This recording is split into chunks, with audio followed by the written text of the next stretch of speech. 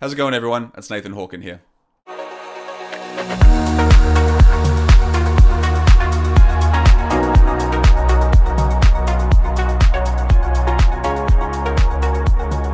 Let's talk about the legacy paradox and how to balance your short-term results with your long-term impact.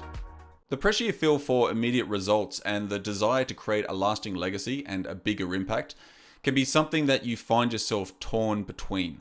And it can seem like it's something that you consistently have to choose between. It's like a either or type of mindset, but that's simply not the case. It can feel like a leadership tug of war where leaders are often faced with pressure from stakeholders, for example, for those immediate and quick results. And then your personal desire to make a lasting difference conflicts with these immediate demands.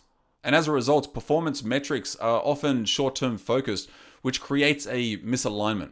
And it's that either or mindset that really limits potential, and it creates unnecessary stress on top of current responsibilities. And some of the most successful leaders in history have learned how to balance both aspects. In the modern business environments, this requires both agility and also vision as well. And there is a hidden cost to this short-sightedness, because when you're solely focused on the short-term results, you're missing out on opportunities and you're missing out on areas for growth. And so the framework which I'm about to run through with you is designed to help you balance your short-term results with your long-term impact. So the first step is to define your long-term impact. Like Stephen Covey says in The 7 Habits of Highly Effective People, begin with the end in mind. So what is the impact, the long-term impact that you want to have? What legacy do you want to leave? And remember, this isn't about quarterly goals. This is about generational change as a bold visionary. What does that legacy look like to you?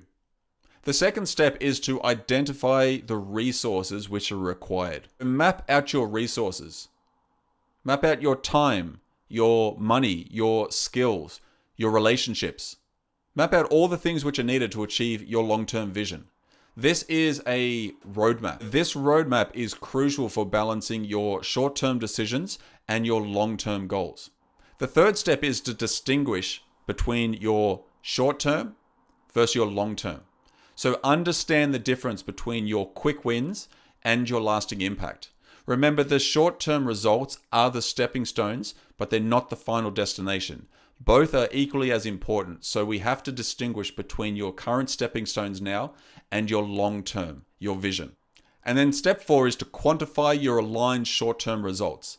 This is a key point here because you need to identify and prioritize your short-term results that directly contribute to your long-term impact.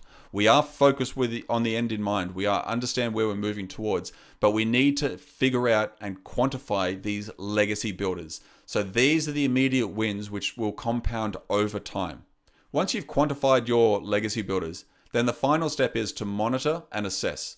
So you need to regularly assess your progress.